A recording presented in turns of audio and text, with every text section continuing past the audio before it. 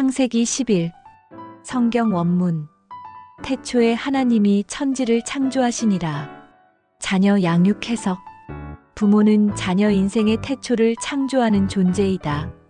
아이가 세상에 대해 처음 어떤 관점을 갖게 될지, 무엇을 기본 질서로 받아들일지, 어떤 삶의 방향을 가질지, 그 모든 첫 출발을 부모가 세워준다.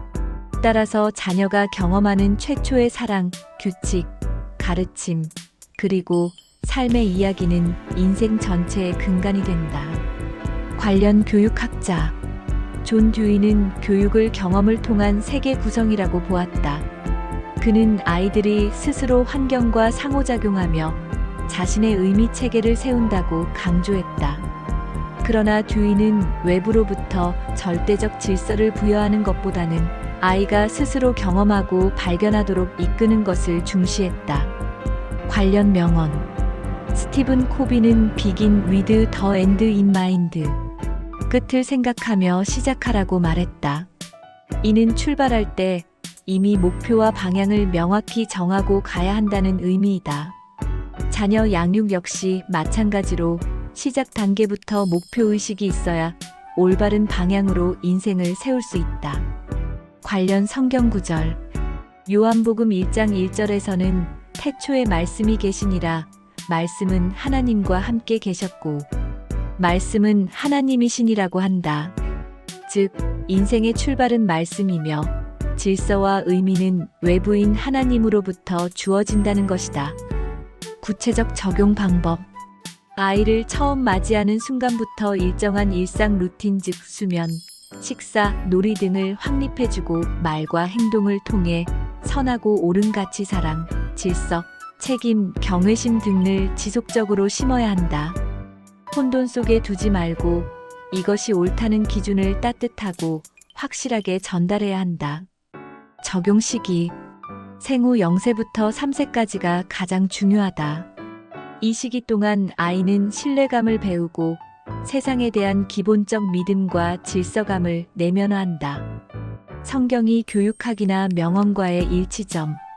성경과 듀이, 그리고 코비 모두 인생의 출발이 중요하다고 본다. 초기 경험이 인생 전체를 좌우하며 방향 설정이 중요하다는 점은 일치한다. 성경과 교육학명언 차이점.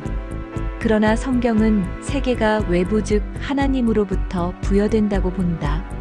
하나님이 태초의 말씀으로 우주를 질서 있게 창조하셨듯이 부모 또한 자녀에게 외부에서 주어지는 절대적 기준과 질서를 심어야 한다고 강조한다. 반면 듀이는 세계의 의미를 아이 스스로 경험하고 만들어가야 한다고 본다. 즉, 성경은 외부에서 오는 절대 진리를, 듀이는 내부에서 형성되는 상대적 경험을 강조하는 것이다. 이 차이가 현실 인생에 주는 최종 결과. 성경적 양육을 받은 사람은 삶의 시작부터 나는 하나님의 창조된 존재이며 내 삶에는 하나님이 주신 목적과 방향이 있다는 뿌리가 깊게 형성된다. 그래서 인생의 고난, 실패, 유혹 속에서도 흔들리지 않고 버틸 수 있다. 자신의 가치를 세상 환경이나 실패에 의존하지 않기 때문이다. 반면 듀이적 양육을 받은 사람은 스스로 삶의 의미를 만들어야 하기에 상황에 따라 정체성이 흔들리기 쉽고 실패나 거절을 당했을 때 자기 존재 자체를 부정하거나 깊은 공허감에 빠질 위험이 크다. 극단적인 경우 중년기의 공허함, 목표 상실, 죽음 앞에서의 극심한 불안과 후회로 이어질 수도 있다. 창세기 1장 2절. 성경 원문. 땅이 혼돈하고 공허하며 흑암이 깊음 위에 있고 하나님의 영은 수면 위에 운행하시니라. 자녀 양육 해석. 자녀의 초기 심리는 마치 혼돈하고 공허한 상태와 같다. 세상에 막 태어난 아이는 세상에 대해 아무런 개념도 질서도 없이 본능적 요구, 즉 배고픔, 외로움, 두려움만을 가지고 있다. 이 시기에 부모의 역할은 하나님의 영이 혼돈 위에 운행하며 다가가듯 아이의 혼돈된 감정과 욕구 위를 따뜻하게 감싸고 다스리는 것이다. 아이가 안정감을 느끼도록 일관되고 부드러운 사랑과 반응을 통해 세상을 안전한 곳으로 인식하게 도와야 한다. 연결 교육학자 에릭 에릭슨은 인간 발달 1단계로 신뢰 대 불신 단계를 제시했다. 이 시기 1세 아이는 세상이 자신에게 안정적이고 신뢰할 수 있는 곳인지 아니면 위협적이고 불신할 곳인지를 배우게 된다. 혼돈 속에서 부모의 반응이 신속하고 따뜻하다면 아이는 기본적 신뢰를 형성하지만 무시하거나 일관성 없는 반응을 보이면 아이는 세상을 불신하게 된다. 연결 명언 장자크 루소는 사랑은 혼돈 속에서도 길을 만든다고 말했다. 이는 아이가 태어날 때 내면이 혼란과 공허로 가득할지라도 부모의 사랑이 그 혼돈 속에 질서와 길을 열어줄 수 있다는 의미와 닿아 있다. 연결 성경 구절 시편 139편 13절은 주께서 내 내장을 지으시며 나의 모태에서 나를 만드셨나이다라고 말한다. 아이는 혼돈 속에서 만들어지는 것이 아니라 하나님의 사랑스러운 손길 안에서 세밀히 형성된다. 구체적 적용 방법 신생아와 영아기 아이가 배고플 때 울고 외로울 때 울고 불편할 때 울 때 가능한 즉각적이고 일관된 반응을 해줘야 한다. 배고프구나. 엄마가 왔어. 괜찮아. 엄마가 여기 있어 같은 따뜻한 언어와 스킨십을 통해 아이가 세상은 안전하고 나는 돌봄을 받을 수 있는 존재다는 깊은 신뢰감을 배우도록 한다. 적용 시기 0세 2세 특히 생후 첫 1년 성경과 교육학명언 일치점 성경과 에릭슨, 루소 모두 초기 발달 시기에 외부 즉 부모 또는 사랑의 반응이 아이의 근본적 신뢰감 형성에 필수적이라고 본다. 아이의 초기 혼돈은 자연스러운 것이며 이를 다루는 방법이 인생 전체를 좌우한다는 점에서 완전히 일치한다. 성경과 교육학 및 명언과의 차이점 성경은 혼돈과 공허의 상태에 대해 하나님이 주도적으로 다가오고 운행하며 세상을 준비하신다고 말한다. 즉, 부모가 적극적으로 아이의 혼돈 속에 사랑으로 개입해야 한다는 뚜렷한 주체성을 부여한다.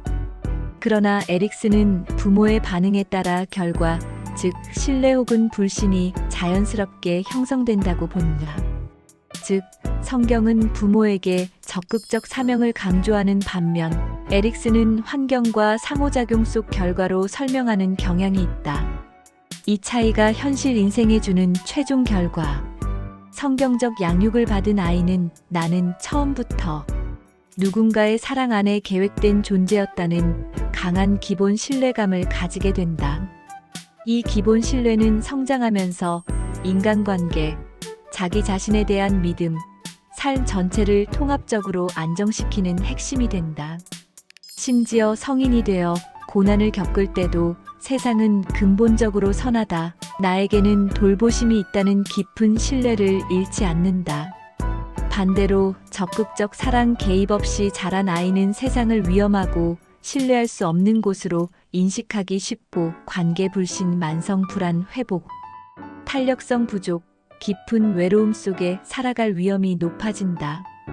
특히 실패나 상실을 경험했을 때 나는 아무에게도 기대지 못한다는 고립감을 심각하게 겪을 수 있다.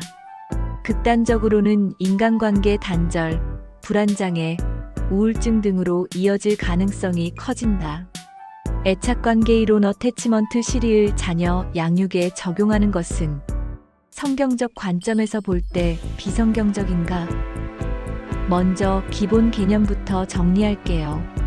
애착관계 이론은 대표적으로 존 볼비가 주창했습니다. 핵심 내용은 아기와 주 양육자인 부모 사이의 애착이 아이의 평생 정서, 안정, 인간관계 패턴, 자기 개념에 결정적 영향을 준다. 초기 즉 0세에서 2세의 안전 애착이 형성되면 아이는 안정적 자아감, 신뢰감, 관계 능력을 가진다. 불안정 애착이 형성되면 불신, 불안, 회피, 분노, 자기 거부, 인간관계 어려움을 평생 짊어질 수 있다. 에릭슨의 신뢰 vs 불신 발달 단계도 이와 비슷하게 이야기하죠. 그럼 본론. 이 이론이 비성경적이냐? 에 대해 신학적 기준에서 세심하게 답하면 다음과 같습니다. 결론부터 애착관계 이론 자체는 비성경적이지 않습니다. 그러나 그 해석 방식과 출발점이 성경과 다릅니다. 그래서 부분적으로 일치하지만 뿌리는 다르다고 봐야 합니다. 왜 그런가? 구체적 비교. 애착이론이 말하는 아이의 기본 신뢰감 형성. 성경도 동일하게 강조합니다. 하나님도 우리에게 나는 너를 사랑한다. 너는 내 아들이다라고 끊임없이 확증하시며 우리의 내면에 신뢰를 세우십니다. 그러므로 아이에게 안정된 사랑을 경험시키는 것 자체는 성경적으로도 옳은 것입니다. 그러나 애착이론의 출발점은 다릅니다. 애착이론은 인간이 생존 본능상 안전 확보를 위해 애착을 형성한다고 설명합니다. 이 이론의 배경에는 진화 심리학이 있습니다. 성경은 하나님의 형상대로 창조된 존재이기 때문에 사랑받고 사랑하며 관계를 맺도록 창조되었다고 설명합니다. 즉, 애착이론은 생존 본능을 강조하고 성경은 하나님의 형상과 관계성을 강조합니다. 또한 최종 목표가 다릅니다. 애착이론은 심리적 안정, 사회적 적응력을 최종 목표로 봅니다. 성경은 하나님과의 관계 회복, 신앙적 삶, 영원한 생명을 최종 목표로 봅니다. 현실적 적용은 어떻게 해야 하는가? 애착관계 이론이 주는 심리학적 통찰의 초기 안정 애착의 중요성은 받아들일 수 있습니다. 그러나 출발점 즉 진화론적 생존 본능이나 최종 목표 즉 사회 적응에 대해선 비판적 수용이 필요합니다. 즉 하나님 앞에서의 관계 회복이라는 성경적 관점을 중심에 두고 애착이론은 보조적인 심리학적 도구로만 사용하는 것이 가장 건강합니다. 비유로 쉽게 말하면 애착이론은 아이 마음에 집을 짓는 법을 어느 정도 알려줍니다. 그러나 그 집을 누가 주인으로 삼을지는 알려주지 못합니다. 성경은 그 집의 진짜 주인, 진짜 목적 하나님과의 관계를 알려줍니다. 아주 간단 정리. 애착관계 이론 아이의 심리적 성장 과정에 대한 부분적 설명은 유익하다. 그러나 근본 원인 외 관계가 중요한가? 최종 목표 무엇을 위해 성장하는가? 는 성경적 진리로만 완성된다. 따라서 성경적 관점 없이 애착이론만 따르는 것은 불완전하다. 당신 질문에 대한 최종 답변 정리. 애착이론을 양육에 참고하는 것 자체는 비성경적이 아니다. 다만 그 이론을 절대적 진리처럼 수용하거나 성경이 가르치는 창조 목적과 관계 본질을 놓치면 비성경적인 적용이 된다. 요약 문장 하나로 애착관계 이론은 성경 진리 안에서 도구로 사용할 수 있다. 그러나 성경 진리 없이 애착 이론을 중심에 두면 인간 중심 심리학에 빠진다.